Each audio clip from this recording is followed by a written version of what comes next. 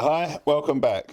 So today what I'm going to show you is how you take a valve body off a sphere and then how you open the sphere to replace the diaphragm and recharge it with gas.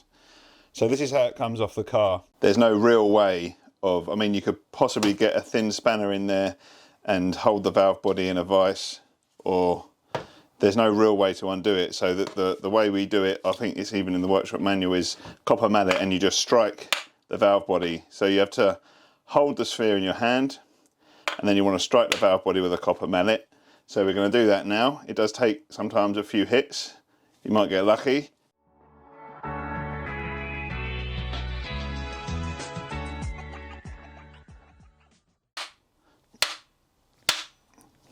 There we go, it's gone. And now you've got the valve body separate. So here we've got the sphere.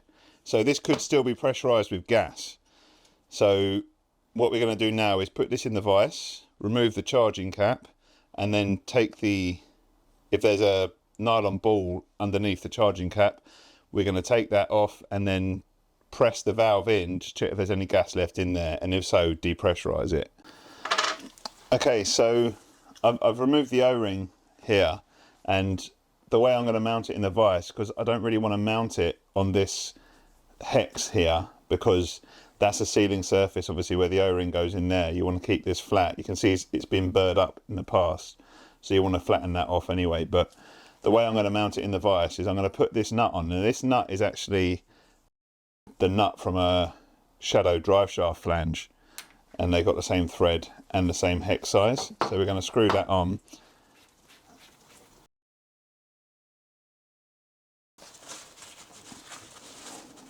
Now there's a few ways people will mount these, but this is the way that I do it.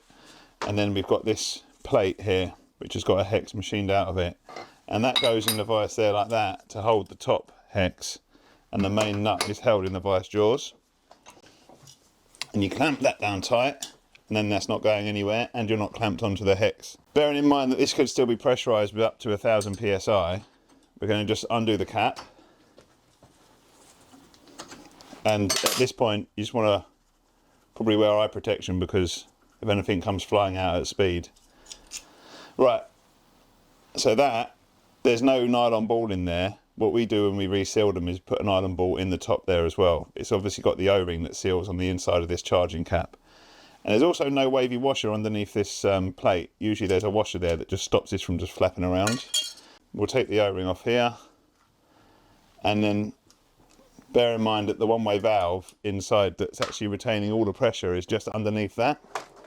So now what we're going to do is just try and push that valve down, so that if you push there and it moves straight away, and there's no resistance on that top valve there, then there's no pressure in there.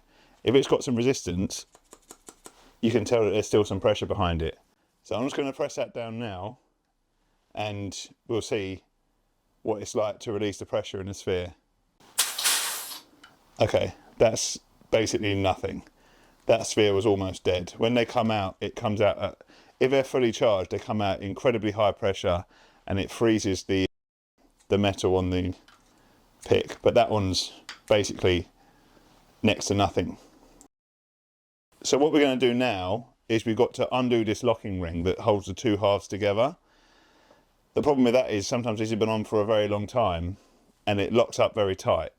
And the way I've found, if you try and just swing on it with a big bar, once you've got the tool on, you can actually break a vise. And I've actually done that. There's a broken vise where I've actually had a sphere in there, and it's just been turning on it so tight, and it's just snapped the vise because there's so much pressure in the jaws. So yeah, it's good to give it a few hits on an anvil just to try and loosen, just to open that locking ring a little bit, to give you a bit of a chance to undo it.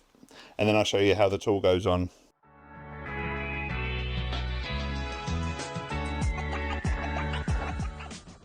Okay, so I've got my little anvil here, and obviously you want something solid to hit it against, because you do have to hit it quite hard to have any impact on it. I'm just going to give it a few hits, then put the tool on, try and undo it, and see how how tight it is. If it's taking too much, then I'll come back and give it a few more hits. So we're going to go for it, okay?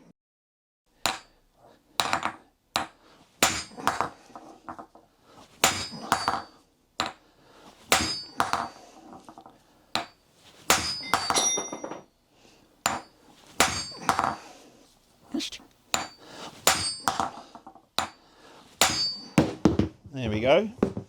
So hopefully that's done enough to loosen off the ring. Obviously it does mark the ring up, and if you really wanted a perfect looking one, you'd have to try and find another way to loosen it off.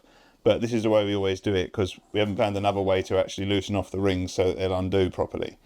So now we're going to take it back to the bench, put the tool on it, and try and undo the ring.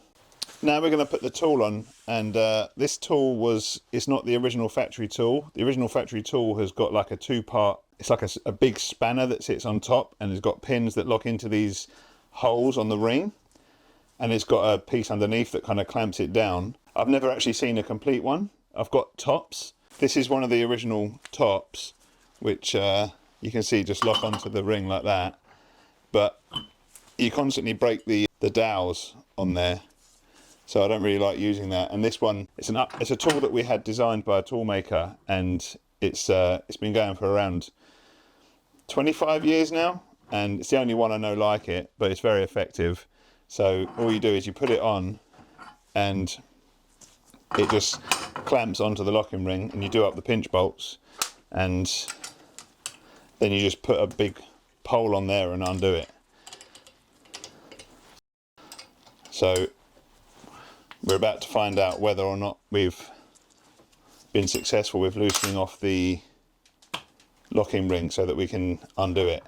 So that's now locked. That movement you can see in the vise when you move it like that is the play that's in that plate. Just over time it's got worn out. It's probably time for a new one soon, but the bottom nut is still held effectively in the vise, and that's still solid enough that it won't actually create any problems. So now I'm going to try and put the pole on and undo it. So the pole that I've got here is obviously a big 2 meter pole. It's enough to give you the leverage you need to undo it.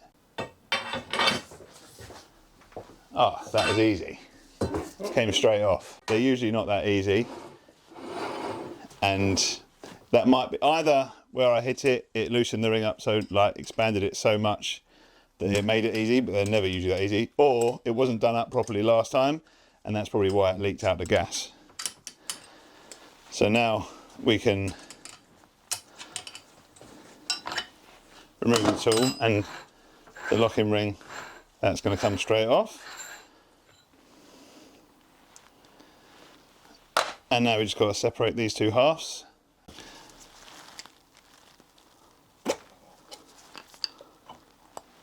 So there you can see the valve. That's where the one-way valve is, in there. There's a little ball on the end of the spring and that cap there. And this is the diaphragm. So usually when it's pressurized, this diaphragm, the pressure will come in from the top, and this will be charged. So the hydraulic fluid, when it's pushing against the diaphragm, as you can see, there's fluid on this side. So the diaphragm doesn't seem ruptured because it's completely dry on this side and it's wet on that side. So this is the hydraulic side, this is the pressurized side. So the gas must have either leaked out. It hasn't leaked into the system, it's just leaked out into the atmosphere, either through the seal between the two halves or through the valve. So there you go, that's one that's now ready for cleaning and reassembly and recharging. What I'll do is I'll just take the one-way valve out so you can see what that's like. So obviously tiny little circlip, you just push them in.